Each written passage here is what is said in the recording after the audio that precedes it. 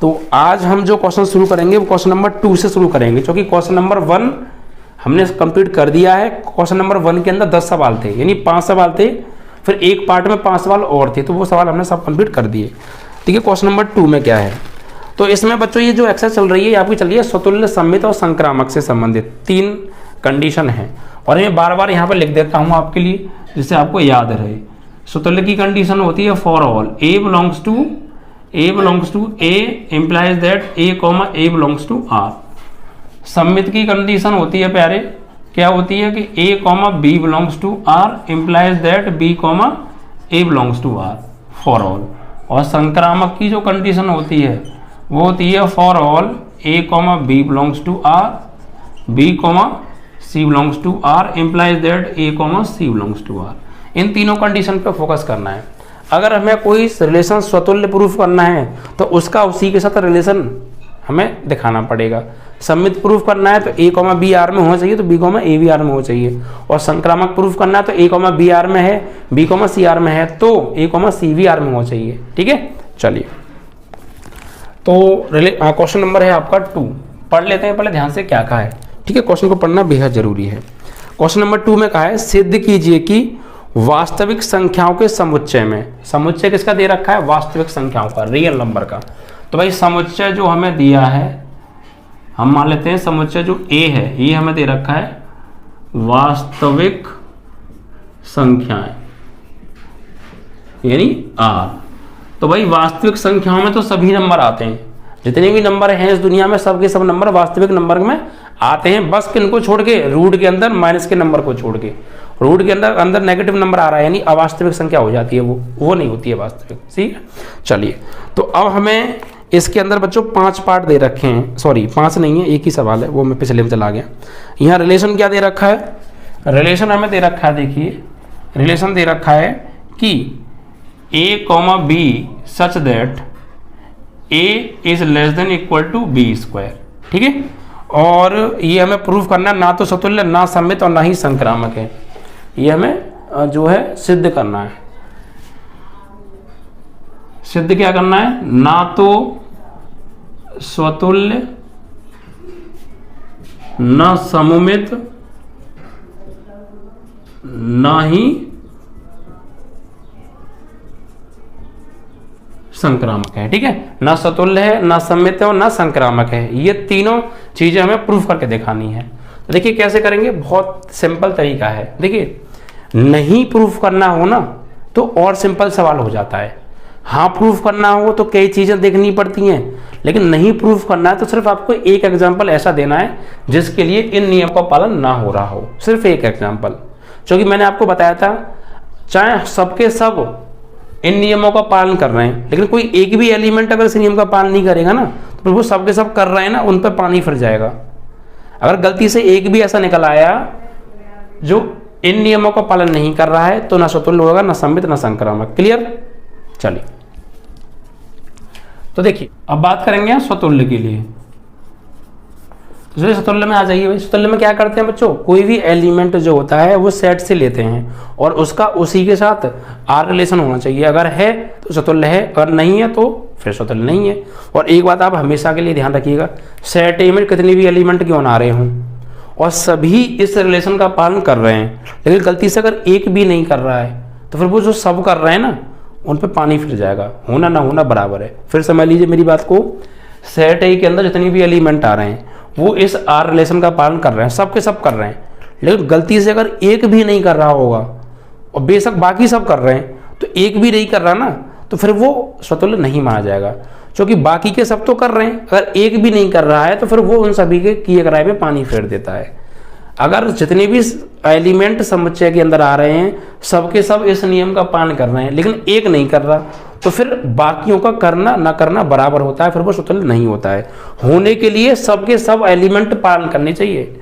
अगर हमें स्वतुल्य प्रूफ करना है तो सेट ए में जितने भी एलिमेंट आ रहे हैं सबके सब इस आर नियम का पालन करें, एक भी ऐसा ना हो जो इस नियम का पालन ना कर रहा हो। अगर एक भी ऐसा है जो इस नियम का पालन नहीं कर रहा है तो फिर वो स्वतुल्य नहीं होता है। तो हमें यहाँ नहीं प्रूफ करना है, तो हमें यहाँ एक एग्जाम्पल ऐसा देना है जो इस सेट में से तो हो लेकिन इस नियम का पालन ना कर रहा हो। एक एग्जाम्पल आपको कोई ऐसा देना है, सोच के कोई भी एक रियल नंबर ले लो, कोई भी एक ले लो, नहीं प्रूफ करना है ना तो ऐसा सोचो कि इस नियम का पालन ना करे, ऐसा कोई नंबर सोच लो, रियल नंबर कुछ भी ले लो, वो खुद के स्क्वायर से छोटा होना चाहिए या बड़ा होना चाहिए। खुद के स्क्वायर से छोटा और बराबर दोनों होना चाहिए, अगर है तो होगा।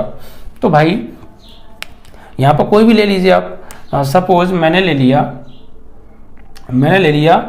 a बराबर ले लिया मैंने जो है 2, a बराबर 2 ले लिया। अब बताइए जो 2 है, 2 बिलोंग्स टू तो a है भाई, जो 2 है वो सेट a के अंदर आ रहा होगा, क्योंकि सेट a क्या है, वास्तविक संख्याओं का समुच्चय। तो 2 एक वास्तविक संख्या है तो सेट a में आ रही होगी, समझना बात को, ठीक है। तो 2 जो है सेट a में आ रही है, तो 2 belongs to a implies that 2, 2 belongs to r। नहीं, क्यों?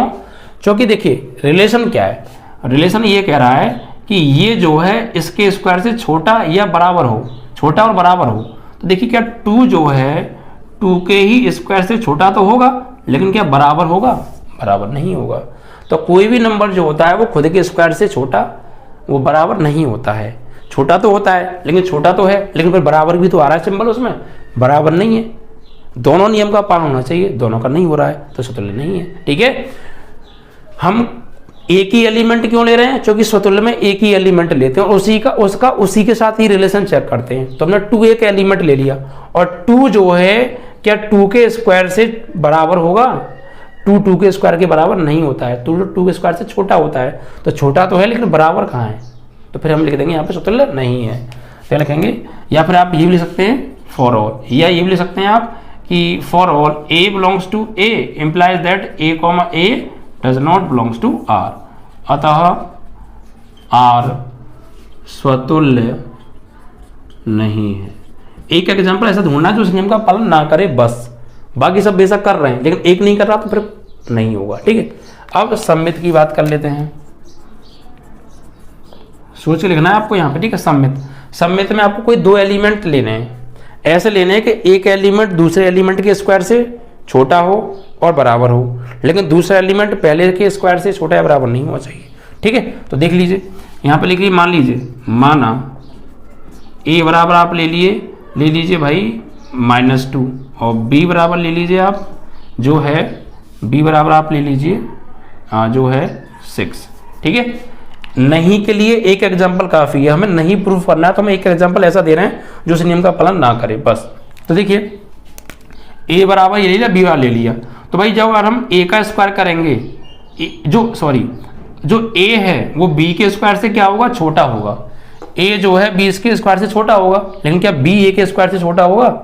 नहीं होगा। देख लीजिए आप यहाँ पे साइड में कर लीजिए, -2 जो है छोटा होता है 6 के स्क्वायर से, लेकिन 6 जो है -2 के स्क्वायर से छोटा नहीं होता है, बड़ा होता है।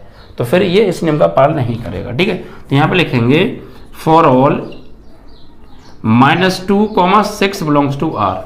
-2 और 6 अगर a की वैल्यू ले -2 और b की वैल्यू ले 6 तो इस नियम का पालन हो रहा है, क्योंकि -2 जो होता है वो 6 के स्क्वायर से छोटा होता है। लेकिन implies that 6, -2 does not belongs to r। लेकिन ये इस नियम का पालन नहीं कर रहे हैं, क्योंकि जो 6 जो होता है वो -2 के स्क्वायर से छोटा नहीं होता है, बड़ा होता है। तो नहीं के लिए हमने एक एग्जाम्पल दे दिया, या आप इसे ऐसे भी लिख सकते हैं फॉर ऑल a, b तो बिलोंग कर रहा है r से, implies that b, a does not belongs to r, अतः r सममित नहीं है, ठीक है। तो नहीं प्रूफ करना है तो नहीं के लिए एक एग्जांपल ऐसा सोच लो जो इस नियम का पालन ना करे बस। अब संक्रामक पे आ जाओ, संक्रामक की बात कर रहे हैं तो भाई यहाँ पे आपको कोई 3 एलिमेंट ले लो। यहाँ पे माना a बराबर आप ले लीजिए बच्चों, a बराबर ले लीजिए आप 5 और b बराबर आप ले लीजिए जो है b बराबर आप ले लीजिए जो है -3, ठीक है, -3 ले लीजिए। और आप c बराबर ले लीजिए -2, ठीक है, इस तरीके से ले लीजिए आप। देखो हम ऐसे क्यों सोच रहे हैं, हम इसलिए सोच के नंबर ले रहे हैं कि इसके स्क्वायर से ये छोटा आना चाहिए, इसके स्क्वायर से ये छोटा आना चाहिए, लेकिन इसके स्क्वायर से इसके स्क्वायर से ये छोटा नहीं आना चाहिए, ऐसे सोच के नंबर लेने हैं हमें। तो देखिए यहाँ पर देखिए -5 -3 बिलोंग्स टू आर, या -5 -3 इस रिलेशन का पालन कर रहे हैं, तो कर रहे हैं। क्यों? देखो जो 5 होता है वो -3 के स्क्वायर से छोटा होता है। -3 का स्क्वायर कितना होगा? +9, तो +9 से तो 5 छोटा होगा। ऐसे ही -3 -2 बिलोंग्स टू आर है। क्यों? तो देखिए -3 जो होता है वो -2 के स्क्वायर से छोटा होता है। -2 का स्क्वायर +4, और +4 से -3 छोटा होगा। लेकिन implies that 5 -2 does not belongs to r, लेकिन जो 5 है वो -2 के स्क्वायर से छोटा नहीं होता है। -2 का स्क्वायर कितना हो गया? +4, और ये +5 है, तो +5 तो बड़ा होगा। तो हमें 3 नंबर ऐसे सोच कर लेने हैं जो इस नियम का पालन ना करें, क्योंकि संक्रामक नहीं प्रूफ करना है। अगर एक भी एग्जाम्पल हमने ऐसा दे दिया जो इस नियम का पालन नहीं कर रहा है, तो फिर वो संक्रामक नहीं होगा, तो हमने दे तो दिया। आपको सोच के ये लिखना है, ठीक है। तो फॉर ऑल तो ये लिखेंगे -5 3 बिलोंग्स टू आर, ये जो है इस नियम का पालन कर रहा है, इस नियम का पालन कर रहा है, ये इस नियम का पालन कर रहा है, लेकिन ये इस नियम का पालन नहीं कर रहा है। A, B कर रहा है, B, C कर रहा है, लेकिन A, C नहीं कर रहा है, ठीक है। तो लिखेंगे अतः आर संक्रामक संबंध नहीं है, ठीक है। या फिर आप ये लिख सकते हैं, या A, B belongs to R, B, C belongs to R implies that A, C does not belongs to are, अतः आर संक्रामक संबंध नहीं है, ठीक है। तो इस तरीके से आपको यहाँ पर जो नंबर थे ये सोच के लिखने थे। और ये एक सवाल ऐसा आया जिसमें हमें नहीं प्रूफ करने को कहा है, तो नहीं अगर आपको प्रूफ करना हो तो आपको एक एग्जाम्पल ऐसा देना है जो इन नियमों का पालन ना करें, चाहे बाकी सब कर रहे हो लेकिन एक ना कर रहा हो। और सेट से लेने एलिमेंट, तो ये सब हमने लिए सब रियल नंबर है, और सेट भी तो रियल नंबर का ही है, ठीक है। तो आपका ये दूसरा सवाल यहाँ पे समाप्त होता है, ठीक है भैया। तो एक बार वीडियो को रिपीट कर लीजिएगा, चीज़ ना समझ में आई हो तो। और संख्या भंग्या आपको याद होनी चाहिए, मैं आपको बता चुका हूँ, ठीक है। संख्या अगर आपको याद है तो फिर आप सारी चीज़ों को अच्छे से समझ रहे होंगे, फिर कोई दिक्कत नहीं आ रही होगी। संख्या याद नहीं तो दिक्कत रहेगी आपको, ठीक है। तो इसलिए मैंने पहले ही संख्याओं के बारे में आपको बता दिया था, ठीक है। आपको संख्या पता होना जरूरी है। क्वेश्चन नंबर 3 क्या कह रहा है? देखो 3 में कहा है कि जांच करनी है, हमें एक समुच्चय दे रखा है, समुच्चय दे रखा है A बराबर, और एलिमेंट क्या है इसमें भाई? 1 2 3 4 5 6, ठीक है। और रिलेशन क्या दे रखा है? A, B such that B बराबर A+1 द्वारा परिभाषित है, ठीक है। और हमें ये बताना है R स्वतुल्य सममित या संक्रामक है प्रूफ करना है। तो देखिए पहले यहां से रिलेशन बना लो आप। रिलेशन क्या बनाएंगे कि A की भी वैल्यू भी A से लेनी है और B की वैल्यू भी A से लेनी है, ठीक है। तो लो भाई, तो देखो अगर मैं A की वैल्यू लूंगा 1 और 1 यहाँ लगाऊंगा तो 1 और 1 2, B की वैल्यू क्या आएगी? 2 आएगी। देखो नहीं तो B बराबर A+1 है, तो B बराबर A की वैल्यू ले ली 1, तो यहाँ 1 और +1 तो ये है, और इसकी जगह 1 लगा दी, तो B की वैल्यू क्या आ गई? 2। यानी जो B की वैल्यू है वो A की वैल्यू में 1 जोड़ने पर मिल रही है। तो अगर हमने A का मान लिया 1 तो B का मान आया 2, तो 1, 2 आ गया। ये भाई इस नियम का पालन कर रहे हैं ये एलिमेंट, तभी तो इसके अंदर आए। ऐसे ही अगर आप A की वैल्यू लोगे 2 तो B की वैल्यू क्या आएगी? 3, तो A की वैल्यू 2 ली और B की वैल्यू आई 3, तो 2 भी इसमें है और 3 भी इसमें है। अब A की वैल्यू लूंगा 3 तो B की वैल्यू क्या आएगी? 3 और 1 4, तो 3, 4। ऐसे ही A की वैल्यू लूंगा मैं 4 तो B की वैल्यू क्या आएगी? 4 और 1 5 आएगी, दोनों ही R में है। A की वैल्यू मैं लूंगा 5 तो B की वैल्यू आएगी 5 + 1 6 भी इसमें है। अब मैं A की वैल्यू 6 लूंगा तो यहाँ 6 लगाऊंगा, 6 और 1 7, तो 6 तो है लेकिन 7 जो आ रहा है वो इसमें नहीं है, तो फिर उसको नहीं ले सकते हैं। क्लियर ना? चलिए, तो ये रिलेशन बन गया।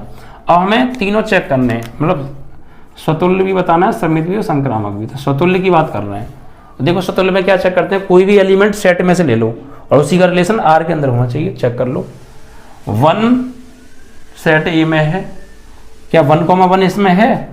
नहीं है। हमें चेक करना है, सिद्ध करना है। ये देख लो एक बार सवाल में, सवाल नंबर 3 में जांच करनी है भाई। क्या करनी है? जांच करनी है। यहाँ लिख देता हूं मैं, जांच करो R स्वतुल्य सममित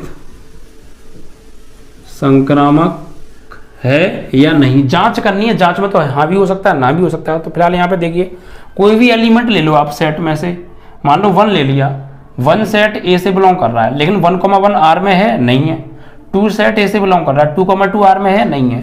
वैसे अगर सब ये आगे के सब इसमें होते लेकिन एक नहीं होता तो वैसे भी नहीं होता, ठीक है। तो एक भी इस नियम का पालन नहीं कर रहा तो फिर वो नहीं होगा।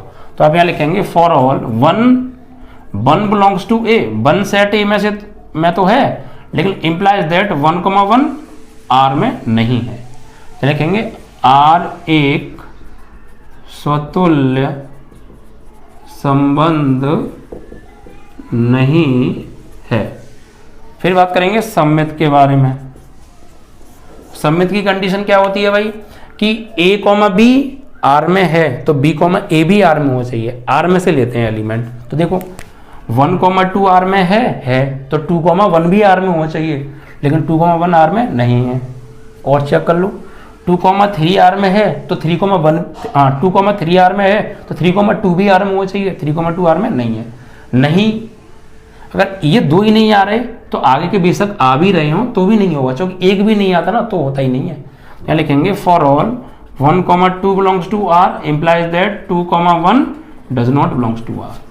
तो आर एक सममित संबंध नहीं है, ठीक है।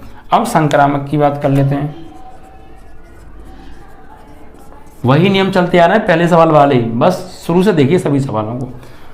इसमें देखिए कोई भी 3 एलिमेंट देख लो, 1,2 यानी a, b, 1,2 आर में है, फिर 2 और किसी के साथ है ये रहा 2,3 यानी a, b, b, c, तो 1,2 आर में है, 2,3 आर में है, तो फिर 1,3 भी आर में हो चाहिए, है क्या? नहीं है, तो फिर संक्रामक भी है, नहीं है।